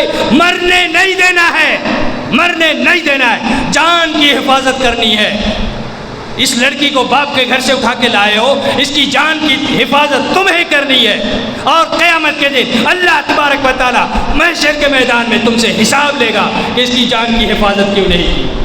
اگر وہ بیمار تھی، علاج کرنا ہے، علاج نہ کرنے سے اگر وہ مر گئی، قیامت کے دن اللہ تعالیٰ مرڈر کی حیثیت سے تمہارے گریبان پکڑے گا اور پوچھے گا میری بندی کا مرڈر تم نے کیوں کیا؟ ذمہ داری نہیں لاتے باپ کے گھر سے، اس کا باپ علاج کر لیتا، تم نے علاج کیوں نہیں کیا، اور یہ مر کیسے گئی تمہارے ہاتھوں؟ جان کی حفاظت کرنی ہے۔ نمبر 2، اس کی عزت کی حفاظت کرنی ہے، عزت و آبرو کی۔ گھر سے باہر نکالتے ہو کام کے لیے، نوکری میں جاؤ، ادھر جاؤ، کھیتوں میں جاؤ کام کرنے، دکان میں بیٹھو تھوڑی دیر، یہ جو نکال دیتے ہو گھروں سے، کوئی اگر بری نظر سے دیکھتا ہے عزت کی حفاظت تمہاری ہے، کوئی اگر چھیڑ چھاڑ کرتا ہے عزت کی حفاظت تمہاری ہے، تم نے قبول کیا ہے۔ جب قاضی نے قبول کروایا، باپ کے سامنے تم نے قبول کیا تھا کہ تمہاری پوری زندگی عزت کی رکھوالی، پاسبانی، چوکیداری میں کروں گا، عزت کی حفاظت تمہیں کرنی ہے۔ نمبر 3، جو تیسری چیز ہے وہ اس کے مال کی حفاظت۔ اس کے پاس اگر پیسہ ہے اس کی حفاظت کرنی ہے، کھا پی نہیں جانا ہے، اڑا نہیں دینا ہے، اور پیسوں میں مہر کا پیسہ بھی ہے۔ اللہ تبارک و تعالیٰ کہتا ہے وَآتُوا النِّسَاءَ صَدُقَاتِهِنَّ نِحْلَةً، عورتوں کو جو تم نے مہر میں دیا ہے، لکھوایا ہے، وہ مہر کا پیسہ تمہیں دینا ہے۔ ایک قلم تم نے خریدا 10 روپیہ دے کے، آج اگر وہ پیسہ نہیں دے سکے، ادھار لے کے چلے گئے کسی وجہ سے، چلو کوئی بات نہیں، مہر میں تو ادھاری نہیں چلتی ہے، لیکن چلو کوئی بات نہیں، اگر بعد میں نہیں دیا تو وہ بیوی حلال ہوئی کیسے؟ معافیا مانگو گے؟ وہ تو مجبوری ہے اس کی، مجبور کر کے معافیا مانگو گے، جیسے بیٹیوں کو مجبور کیا جاتا ہے۔ اگر باپ کی جائیداد میں حصہ چاہیے تو دوبارہ ہمارا گھر بھول جانا، بھائی تمہارا مر گیا، اگر حصہ لیتی ہو جائیداد میں تو دوبارہ ہمارے یہاں قدم نہیں رکھنا، ڈرا کے ان کو محروم کر دیا جاتا ہے۔ یہی حال یہاں بھی ہے، ڈرا کے تم اس سے مہر کے پیسے معاف کروا لینا چاہتے ہو، حلال نہیں ہوگی۔ اللہ کے رسول صلی اللہ علیہ وسلم نے فرمایا کہ مہر کے پیسے کی وجہ سے ایک اجنبی لڑکی تمہارے لیے حلال ہو گئی ہے، حلال ہونے کی وجہ ہی وہ مہر کا پیسہ ہے۔ وہ پیسہ یا اور بھی بزنس اگر کر رہی ہے، بزنس وومین ہے کوئی اور وہ بزنس کرتی ہے، اس کے بزنس کی، اس کے پیسے کی حفاظت بھی مرد کی ہے۔ تو یہ تین ذمہ داریاں، جان کی حفاظت، عزت کی حفاظت اور پھر مال کی حفاظت۔ اور پہلے کی 3 چیزیں روٹی، کپڑا، مکان، رہنے کے لیے جگہ دینا ہے اور اس کے پورے زندگی کے اخراجات کی ذمہ داری لینی ہے اور پھر اسے کھانے پینے کے لیے پوری زندگی کی گارنٹی دینی ہے. یہ ساری 6 چیزیں وہ قبول کرتا ہے جب وہ کہتا ہے ہاں میں نے قبول کیا. اگر اب یہاں سوال ہے، یہ جو کھانے پینے کی چیزیں ہیں، اگر کسی دن تم کام نہ کر سکو، بیمار ہو جاؤ، تمہارا ٹوٹو گھر میں رکا رہے لیکن بخار کی وجہ سے نہیں لے جا سکے، پیسے کی کمائی نہیں ہوئی، ایک روز بھوکے رہ لینا، لیکن خبردار اللہ کی اس بندی کے منہ میں ایک لقمہ بھی حرام کرنے والا نہیں رکھنا، حرام کرنے والا نہیں رکھنا. اگر رکھو گے تو تمہاری جو اولاد ہوگی وہ اولاد کبھی بھی اچھی اولاد نہیں ہوگی، تمہاری بھی ناک کاٹے گی. ایک وقت بھوکے رکھ لو، 2 وقت بھوکے رکھ لو، 3 وقت بھوکے رکھ لو، لیکن حرام کا لقمہ منہ میں نہیں جانا چاہیے. لیکن ذمہ داری تمہاری ہے کھلانے پلانے کی. اگر بیوی کو وسکی کی عادت ہے چپکے لا کے دو، کوئی بری عادت ہے بیڑی سگریٹ کی لا کے دیتے ہو، گٹکا پان وغیرہ کیا کیا ہوتا ہے وہ سب لا کے دیتے ہو، اگر یہ سب کرتے ہو اللہ تبارک و تعالیٰ حساب لینے والا ہے. کیا کھا رہی ہے، کیا کھلا رہے ہو، یا بھوکی رکھتے ہو، یا جو کچھ بھی کر رہے ہو، قیامت کے دن اللہ تبارک و تعالیٰ حساب لینے والا ہے. کیونکہ نکاح عبادت ہے اور عبادت تم نے انجام دی ہے، گرچہ تم اپنے اناڑی پن کی وجہ سے اسے سمجھ نہیں پائے اور ذمہ داری کو تم نے بھلا دیا ہے. لیکن قیامت کے دن پوچھے گا اللہ تبارک و تعالیٰ. کسی کی بیوی اگر بیوڑی تھی، اگر وہ نشے میں نشہ باز تھی تو کیسے ہوئی، اگر وہ بار ڈانسر تھی کیسے ہوئی، اگر وہ چھوٹے چھوٹے کپڑے پہن کے ادھر ادھر جاتی تھی، پہنانے اڑھانے کی ذمہ داری تمہاری تھی. کیسے یہ نکل گئی گھر سے چھوٹے کپڑے پہن کے، بکنی پہن کے، کیسے بیچ میں گھوم رہی ہے سمندر کنارے اور ندی نالے کے کنارے، یہ کیسے چھوٹے کپڑے، گھر سے باہر نکل کیسے رہی ہے چھوٹے کپڑوں میں. یہ ذمہ داری تو تم نے لی تھی، تمہارے اس کے باپ نے تمہارے اوپر بھروسہ کیا اور تمہارے ہاتھ میں دیا ہے. عبادت کر رہے تھے وہ بھی یہی سمجھ رہا تھا، اسے کیا پتا کہ تمہیں پتہ ہی نہیں کہ قبول کیا کر رہے ہو. دوسرے نمبر پر کیا تھا؟ پہنانا اڑھانا. بڑی ذمہ داری کی بات ہے. گھر میں کچھ بھی پہناؤ، گھر میں کچھ بھی پہناؤ، لیکن گھر سے باہر جائے عطر نہیں، پرفیوم نہیں، چھوٹے کپڑے نہیں، زیب و زینت نہیں. زیب و زینت یہ اس لڑکی کی ذمہ داری ہے اپنے شوہر کے لیے. میک اپ لا کے دیتے ہو، کبھی میک اپ لا کے دیتے ہو، دیا کرو. میک اپ اللہ کے رسول صلی اللہ علیہ وسلم کے لیے حضرت عائشہ رضی اللہ تعالیٰ عنہ زیب و زینت کیا کرتی تھی، اور یہ منع نہیں ہے. زیب و زینت کرنا اس سے محبت بڑھتی ہے. یہ آپ کا حق ہے کہ آپ کی بیوی آپ کے لیے زیب و زینت کرے، لیکن وہ اپنے پیسے سے نہیں کرے گی، خرچہ آپ کو دینا ہے. جیسے کپڑے اس کے لیے لاؤ گے، میک اپ کے سامان بھی اس کے لیے لاؤ گے، چوڑیاں، بالیاں، ہار یا سنگار کے جو کچھ بھی جولری وغیرہ لاؤ گے، یہ آپ کی ذمہ داری ہے، وہ اپنے پیسے سے نہیں لائے گی، یہ آپ کی ذمہ داری ہے، آپ نے قبول کیا. عبادت ہے، عبادت ہے، مذاق نہیں کر سکتے ہو عبادت کے ساتھ. اور پھر رہنے کے لیے جگہ دینا. یہاں کے بچے باہر جاتے ہیں کام کرنے کے لیے، باہر جاتے ہیں کام کرنے کے لیے، باہر جاتے ہو، اگر چنئی جاتے ہو، کیرلا جاتے ہو، مدراس جاتے ہو، بامبے جاتے ہو، پنجاب جاتے ہو، حیدرآباد جاتے ہو، جاؤ. لیکن جانے سے پہلے ایک بات یاد رکھو، 2 ہی آپشن ہے تمہارے پاس، صرف 2 آپشن ہے. یا تو مناسب گھر اور جگہ دے کے جاؤ، بیوی کو جگہ دے کے جاؤ، تم نے قبول کیا ہے، اس کے باپ کو بھروسہ دلایا ہے، ہاں میں نے قبول کیا، اس کے رہنے کے لیے زندگی بھر جگہ میری ذمہ داری، میں نے یہ ذمہ داری قبول کی، اور اس قبول کرنے کی وجہ سے اس کے باپ نے تمہارے اوپر بھروسہ کیا اور تمہارے ہاتھ میں اس کا، اپنی بیٹی کا ہاتھ دے دیا. آج چھوڑ کے جا رہے ہو، کہاں چھوڑ کے جا رہے ہو؟ کس کے گھر میں چھوڑ کے جا رہے ہو؟ چھوڑ کے نہیں جا سکتے، مناسب جگہ دو، گھر دو، گھر دے کے جاؤ، یہ ایک پہلا آپشن ہے۔ اور اگر گھر نہیں دے سکتے، مناسب رہنے کی جگہ نہیں دے سکتے، اپنے ساتھ لے کر جاؤ، ساتھ لے کے جاؤ، جہاں بھی جاؤ اپنے ساتھ رکھو۔ عبادت ہے، شادی عبادت ہے۔ اور جب ہم نے شادی کو عادت بنا لیا،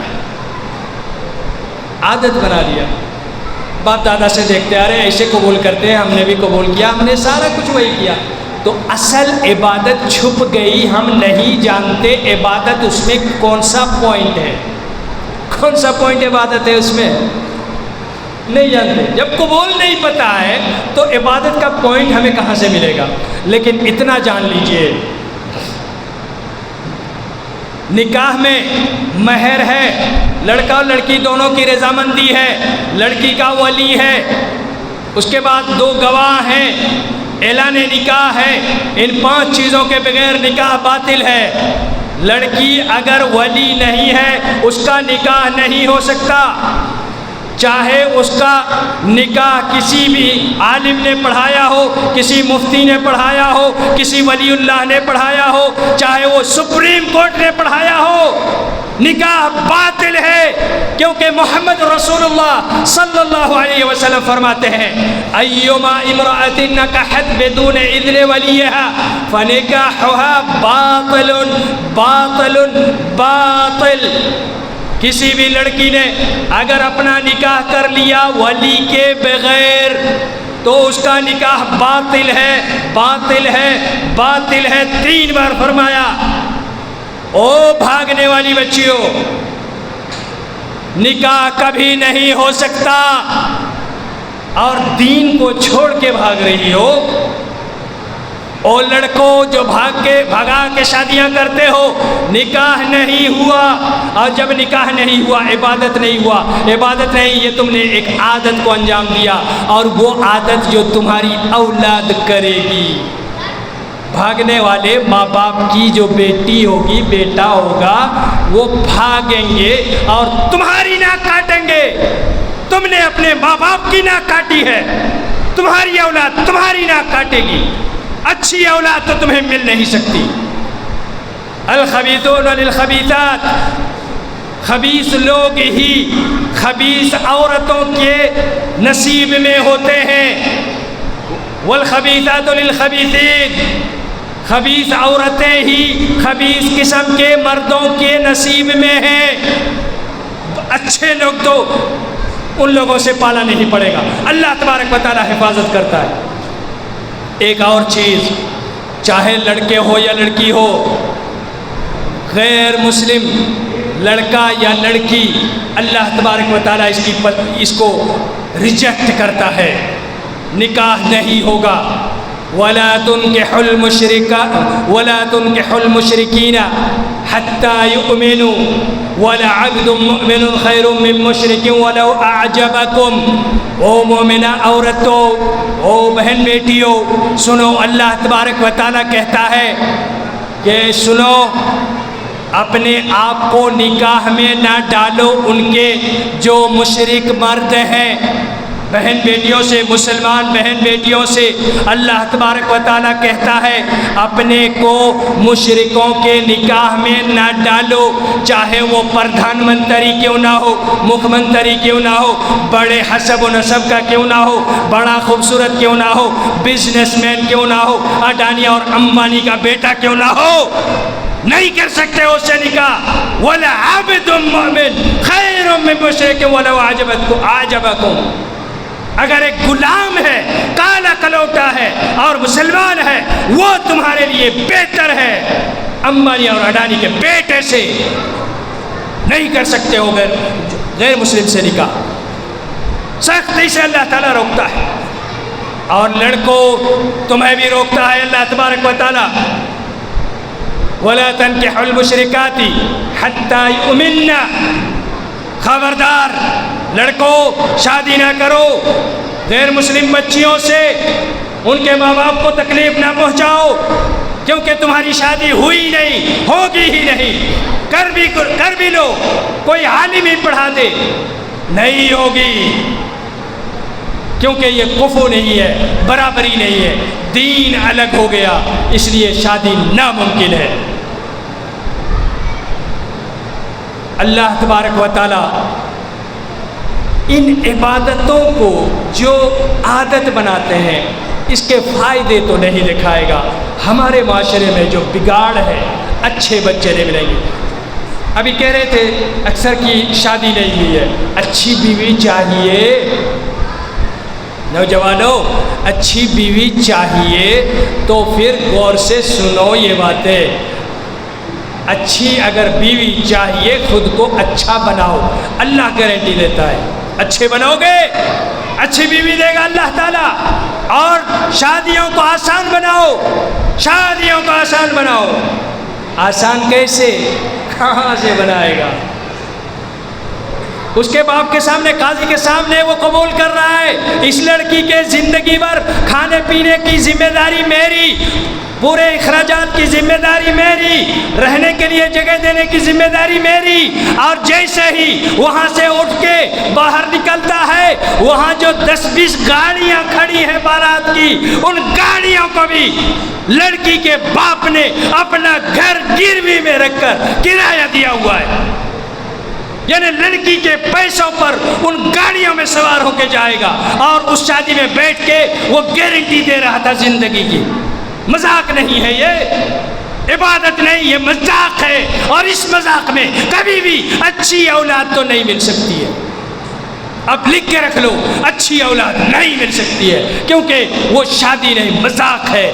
اور عبادت کو جب مذاق کوئی بنا لیتا ہے اللہ تبارک و تعالیٰ سزا ضرور دیتا ہے۔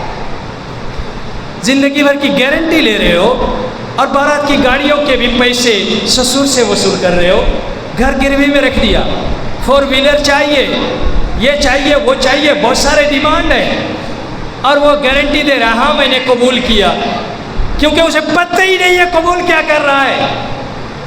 اگر اسے پتہ چل جائے تو وہ لیتے ہوئے شرم آئے گا، لیکن نہیں جانتا ہے کہ وہ قبول کیا کر رہا ہے۔ یہی ہے عبادت کا، شادی جیسی عبادت کا عادت بن جانا۔ جب عادت بن گئی تو ہم نہیں جانتے کہ ایجاب و قبول کیا ہے، مہر کیا ہے، قضا کیا ہے، ان ساری چیزوں کو ہم نہیں جانتے، ولی وغیرہ نہیں جانتے۔ جو جانتے ہیں وہ ہے بارات، اور بارات آئی کہاں سے، کہاں سے، 150-200 بارات لے کے آئے گا، اور اپنے بھروسے پر کبھی کوئی نہیں لیتا۔ ڈیمانڈ ہوتا ہے بکرا کٹنا چاہیے، بکرا بریانی، باپ کی جاگیر ہے، بھیک مانگو راستے پر، روڈ پر جا کے بھیک مانگو اور کھلاؤ اور کھاؤ۔ لڑکی والوں سے کیوں ڈیمانڈ کرتے ہو؟ انٹرنیشنل فقیر ہے، بیکاری ہے وہ انسان جو لڑکی سے مانگ کے اپنے مہمان بارات میں جو لے کے آئے ہو تمہارے مہمان ہیں، لڑکی والے کیوں کھلائے ان سے؟ بارات اسلام نے نہیں کہا ہے، بارات کوئی چیز نہیں ہے اسلام میں۔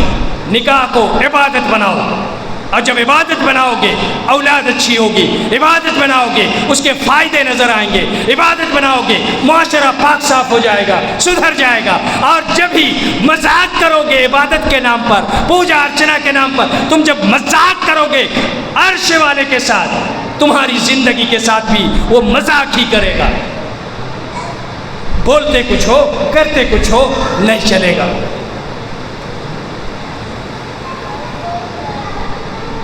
باتیں بہت ساری تھیں اور بہت ساری میں نے کہی بھی۔ اب آپ کو سمجھ میں آیا جب عبادت عادت بن جاتی ہے کتنا خطرناک ہے۔ صرف یہ نہیں کہ مذاق ہے اللہ کے ساتھ، اللہ میں عبادت کر رہا ہوں، نکاح جیسی عبادت کر رہا ہوں اور مذاق کر رہا ہوں، تماشا کر رہا ہوں۔ اللہ میں نماز پڑھ رہا ہوں، تیری عبادت کر رہا ہوں، مذاق کر رہا ہوں، نماز کے ساتھ مذاق کر رہا ہوں، روزے کے ساتھ مذاق کر رہا ہوں، حج زکوٰۃ کے ساتھ مذاق کر رہا ہوں، اسی لیے اس کا فائدہ نظر نہیں آیا، میرے اندر کوئی بدلاؤ نہیں آیا، عبادت کے بعد میرے اخلاق میں، میرے دین میں، میرے انتظام میں کوئی تبدیلی نہیں آئی۔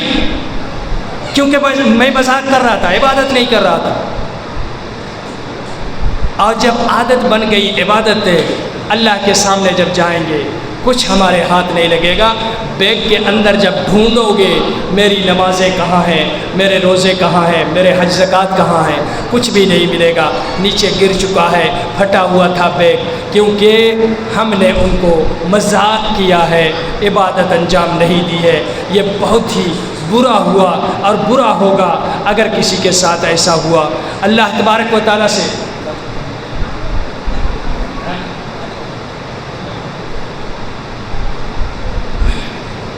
اس میں ایک اہم ترین جز یہ ہے کہ ہمیں اس کا اور کیا نقصان ہے۔ دنیا میں تو نقصان ہوا کہ ہمیں اس کا فائدہ نہیں ہوا، آخرت میں نقصان ہوا کہ وہ عبادتیں اللہ تک جائیں گی ہی نہیں، تو ہمیں نجات کیسے ملے گی؟ سب سے بڑا دھوکہ جو ہوگا، سب سے بڑا دھوکہ وہ کیا ہوگا؟ اللہ تبارک و تعالیٰ اپنے سامنے اجر دینے کا وعدہ کرے گا، آ جاؤ تم تو زندگی بھر نماز پڑھتے تھے، روزہ رکھتے تھے، عبادتیں کرتے تھے، لیکن ان عبادتوں کی کیا قدر جسے ہم نے عادت بنا لیا ہے، ان کو بلائے گا اور ان کے ساتھ وہی دھوکہ کرے گا۔ اللہ تبارک و تعالیٰ کہتا ہے کہ ہم انہیں نور دیں گے۔ عرصات یوم القیامہ، قیامت کے دن محشر کے میدان میں سورج 1 میل دور ہوگا اور آگ برسا رہا ہوگا، زمین تپ رہی ہوگی اور کتنی گرمی ہوگی، اس کا احساس آپ اس کو سوچ سکتے ہیں۔ اتنی گرمیوں میں سورج 1 میل دور، روشنی بھی ہوگی، گرمی بھی ہوگی، دھوپ بھی ہوگی۔ ایسے وقت میں اللہ تبارک و تعالیٰ اندھیری چھا دے گا، تاریکی، بالکل اندھیرا چھا جائے گا، ہاتھ کو ہاتھ سجھائی نہیں دے گا، اتنا اندھیرا۔ یہ جو اندھیرا ہو جائے گا، کیوں؟ تاکہ اللہ سبحانہ و تعالیٰ عبادت کرنے والوں کو نور دے، نور تقسیم کیا جائے گا۔ تو کسی کو نور دیا جائے گا، پورے اس سے بڑا دیا جائے گا، جتنا بڑا آدمی ہوگا اس سے زیادہ، جو اس سے کم عبادت والا ہوگا اس سے کم، اس سے کم، اس سے کم، اسی طرح سے جو سب سے کم عبادتوں والا ہوگا اس کو جو روشنی دی جائے گی وہ ایک جگنو کی طرح سے ہوگی، چھوٹی سی۔ کیوں دیا جائے گا؟ یہ ٹارچ کی طرح سے کسی کو ملے گا، کسی کو ویپر کی طرح سے، کسی کو ٹیوب لائٹ کی طرح سے روشنی دی جائے گی۔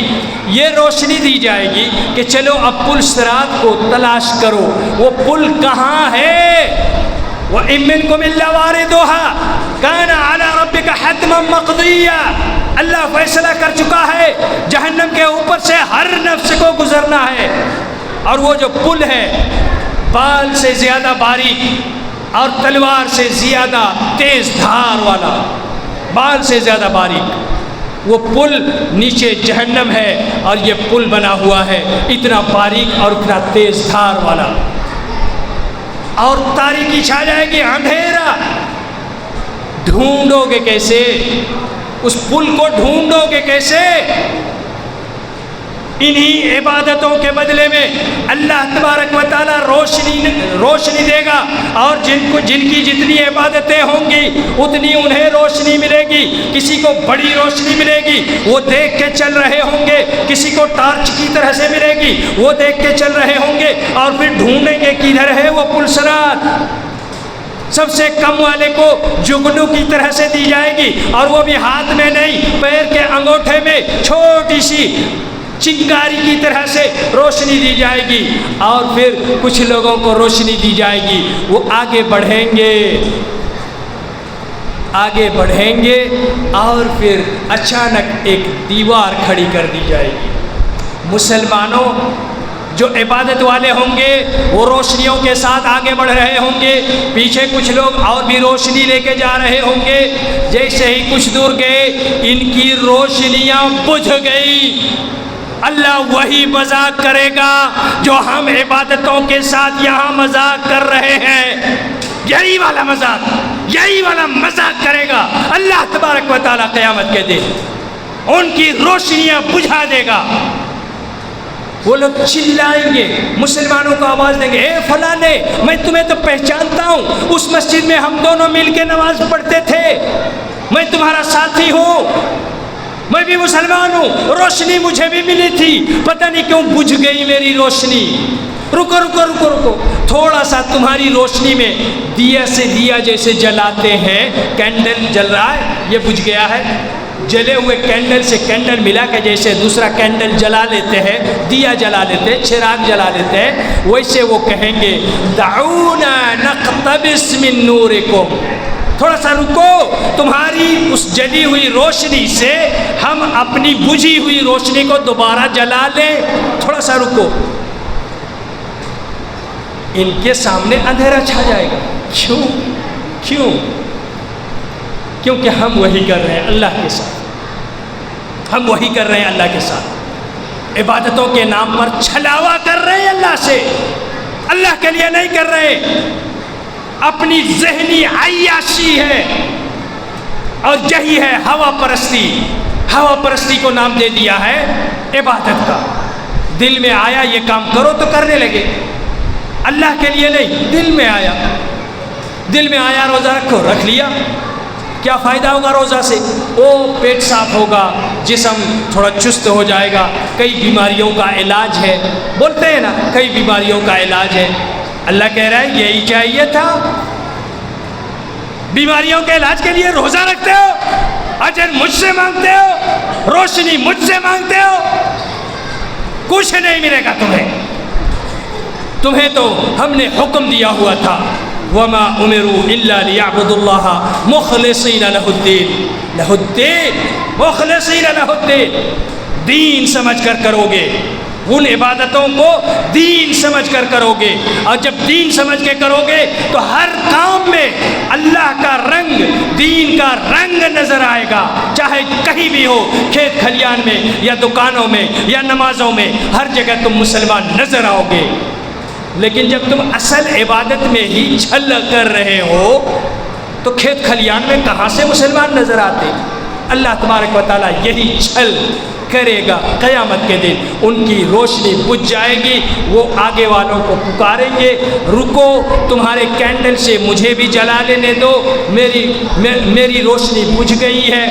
اتنے میں وَضُرِبَ بَيْنَهُمْ حِجَابٌ، پردہ، ایک دیوار ڈال دی جائے گی، اللہ تبارک و تعالیٰ دیوار ڈال دے گا، وہ لوگ آگے نکل گئے، یہ لوگ یہاں رک گئے، نہ ان کے پاس روشنی ہے نہ آگے جانے کے لیے راستہ ہے، یہ یہاں رک گئے۔ وہ لوگ چلائیں گے کہ ہم بھی مسلمان تھے، ہم بھی عبادت کرنے والے تھے، لیکن اللہ تبارک و تعالیٰ کچھ نہیں سنے گا، وہی چھل کرنے کے بعد یہ رہ جائیں گے، وہ آگے جائیں گے اور وہ صراط سے آگے نکلنے کی کوشش کریں گے، اور پھر ان کے لیے کامیابی ہوگی، لیکن برا ہوگا ان کے لیے جو لوگ عبادتوں میں چھل کرتے ہیں، دکھاوا کرتے ہیں، اور اللہ کے ساتھ اللہ سبحانہ و تعالیٰ کے ساتھ مذاق کرتے ہیں، عبادتوں کے ساتھ تماشا کرتے ہیں، ایسے لوگوں کے ساتھ برا ہوگا، ان کی عبادتوں کی کوئی قیمت نہیں ہوگی۔ یہی اللہ تبارک و تعالیٰ کہتا ہے فَلَا نُقِيمُ لَهُمْ يَوْمَ الْقِيَامَةِ وَزْنًا، اللہ تبارک و تعالیٰ ایک کوڑی کی بھی وزن نہیں دے گا، ان کے نماز روزے، ان کے شادی بیاہ، ان کے جتنی بھی عبادتیں انہوں نے کی تھی، ان عبادتوں کو ایک کوڑی کی بھی قیمت نہیں دے گا۔ فَلَا نُقِيمُ لَهُمْ يَوْمَ الْقِيَامَةِ وَزْنًا، کوئی وزن نہیں، ایک کوڑی کی بھی وزن نہیں، کوئی قیمت نہیں، کوئی معاوضہ نہیں، کوئی اجر نہیں۔